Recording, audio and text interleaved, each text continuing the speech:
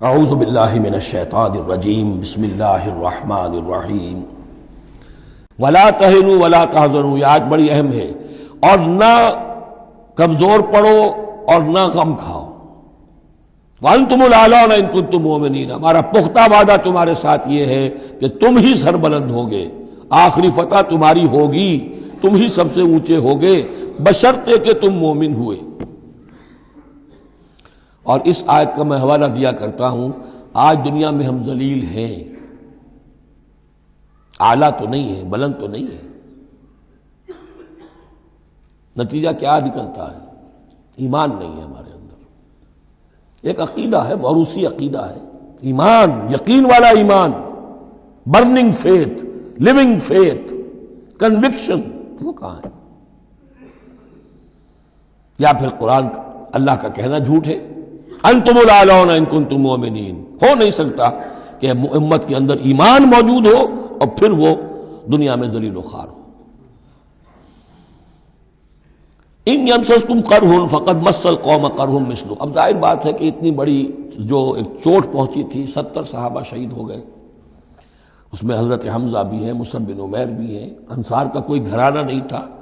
واپس جب آئے ہیں حضور صلی اللہ علیہ وسلم اور مسلمان، تو ہر گھر میں کوحرام مچا ہوا، اس وقت تک میت پر بین کرنے کی بھی ممانعت نہیں ہوئی تھی، تو عورتیں جو ہیں وہ مرثیے کہہ رہی تھیں، بین کر رہی تھیں، ماتم کر رہی تھیں۔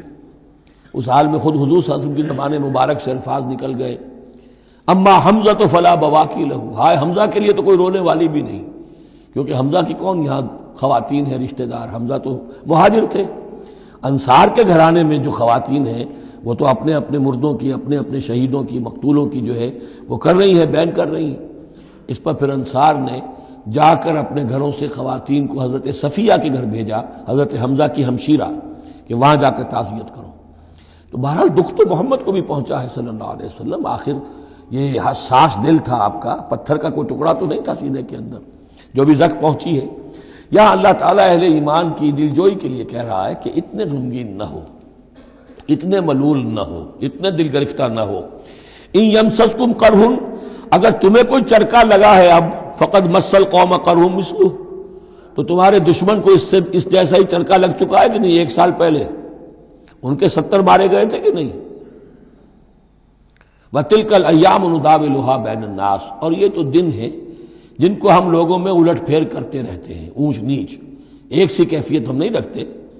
وَلِيَعْلَمَ اللَّهُ الَّذِينَ آمَنُوا، اور یہ اس لیے ہوتا ہے کہ اللہ دیکھ لے کہ کون حقیقتاً مومن ہے، اس لیے کہ امتحان نہ آئے، آزمائش نہ آئے، تکلیف نہ آئے، قربانی نہ دینی پڑے، کوئی زک نہ پہنچے، تو سبھی مومن ہیں۔ پھر تو پتہ چلتا ہے کہ کون ثابت قدم رہا، کس نے اپنا سب کچھ لگا دیا، کس نے صبر کیا۔ تو اللہ تعالیٰ جاننا چاہتا ہے، دیکھنا چاہتا ہے۔ وَلِيَعْلَمَ اللَّهُ الَّذِينَ آمَنُوا وَيَتَّخِذَ مِنكُمْ شُهَدَاءَ، اللہ چاہتا ہے تم میں سے کچھ کو مقام شہادت عطا کرے، اپنی گواہی کے لیے قبول کر لے انہیں۔ وَاللَّهُ لَا يُحِبُّ الظَّالِمِينَ، اللہ ظالموں کو پسند نہیں کرتا۔ اگر تمہیں تکلیف پہنچی اس کا یہ مطلب نہیں ہے کہ اللہ تعالیٰ نے کفار کی مدد کی ہے، کفار کو پسند کیا، معاذ اللہ۔ وَلِيُمَحِّصَ اللَّهُ الَّذِينَ آمَنُوا وَيَمْحَقَ الْكَافِرِينَ، اور یہ اس لیے ہوا ہے کہ اللہ تعالیٰ اہل ایمان کو بالکل پاک کر دے۔ یعنی تمہارے ہاں اب خاص طور پر جو انصار مدینہ ہیں، جو ابھی ایمان لائے ہیں، ان میں کچھ کچے بھی ہیں، پکے بھی ہیں۔ اللہ چاہتا ہے کہ وہ پوری طریقے سے پک بھی جائیں، اور اگر کوئی کچا ہی رہنا ہے تو وہ کٹ بھی جائے، تاکہ جماعت کی بحثیت مجموعی جو ہے اس کی قوت کو ضعف نہ پہنچے۔ تو پاک کر لینا، تمحیص، بحث و تمحیص میں یہ لفظ ہم استعمال کرتے ہیں۔ بحث کہتے ہیں کھریدنے کو، جیسے جانور جو ہے، کوا جو ہے زمین کو کھریدے گا، پھر جو اسے نظر آئے گا کوئی دانہ ہے یا کوئی کنکر ہے تو علیحدہ کرے گا، اور دانے کو کھائے گا، کنکر کو چھوڑ دے گا۔ تو بحث ہے کھریدنا، اور تمحیص ہے جدا کر دینا۔ جو اس کے لیے ایٹیبل ہے، جس کو کھانے کا اس کے لیے ہے صحیح، اس کو لے لے گا۔ تو اللہ تعالیٰ بھی تمہارے اندر جو گڑبڑ ہو گئے ہیں، کچھ مومن صادق بھی ہیں، کچھ منافق بھی ہیں، کچھ پختہ ایمان والے بھی ہیں، کچھ کمزور ایمان والے بھی ہیں، تو یہ تمحیص کی ہے اللہ نے، دکھا دیا یہ 300 اور یہ عبداللہ ابن ابی یہ منافق ہیں، تمہیں نظر آ گیا نہیں؟ ورنہ کیسے نظر میں آتا؟ وَلِيُمَحِّصَ اللَّهُ الَّذِينَ آمَنُوا، تاکہ اللہ تعالیٰ اہل ایمان کو بالکل خالص کر دے، وَيَمْحَقَ الْكَافِرِينَ، اور کافروں کو مٹا دے۔ ام حسبتم ان تدخلوا الجنہ، اب یہ آیت تقریباً وہی ہے وہ جو اس سے پہلے ہم پڑھ چکے ہیں۔ نوٹ کر لیجئے، وہاں وہ آیت نمبر 142 تھی، 214 اور یہاں 142 ہے، ڈیجٹس وہی ہیں، آگے پیچھے ان کی ترتیب بدلی ہوئی ہے، اور جمع کریں گے تو 7 کا حصہ بنے گا۔ آیت نمبر 214 تھی، ام حسبتم ان تدخلوا الجنہ ولما یاتکم مثل الذین خلوا من قبلکم مستهم الباساء والضراء وزلزلوا حتى يقول الرسول والذین آمنوا معه متى نصر اللہ الا ان نصر اللہ قریب۔ وہی ہے آیت اب یہ، ام حسبتم ان تدخلوا الجنہ، کیا تم نے سمجھا تھا کہ جنت میں داخل ہو جاؤ گے؟ وَلَمَّا يَعْلَمِ اللَّهُ الَّذِينَ جَاهَدُوا مِنْكُمْ، ابھی تو اللہ نے دیکھا ہی نہیں ہے تم میں سے کون واقعتاً جہاد کرنے والے ہیں، ابھی تو امتحان ہے، ابھی اس کے امتحان اور بھی ہیں، ابھی تو تمہارے لیے بڑی سے بڑی منزلیں، کڑی سے کڑی منزلیں آنے والی ہیں۔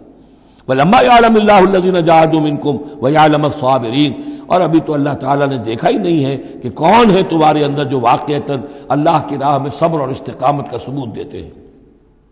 وَلَقَدْ كُنْتُمْ تَمَنَّوْنَ الْمَوْتَ مِنْ قَبْلِ أَنْ تَلْقَوْهُ، اور تمہارا حال یہ ہے کہ تم موت کی تمنا کرتے تھے اس سے پہلے کہ وہ ان سے ملاقات ہوئی۔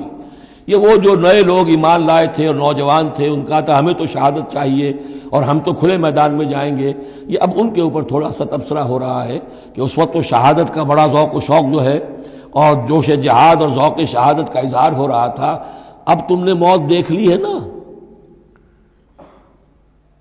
تو یہ ہے موت، اتنی اچھی چیز نہیں ہے موت، اتنی آسانی سے انسان اسے قبول نہیں کرتا۔ وَلَقَدْ كُنْتُمْ تَمَنَّوْنَ الْمَوْتَ مِنْ قَبْلِ أَنْ تَلْقَوْهُ، تم تمنائے کرتے تھے موت کی، شہادت کی، اس سے پہلے کہ اس سے ملاقات ہوتی۔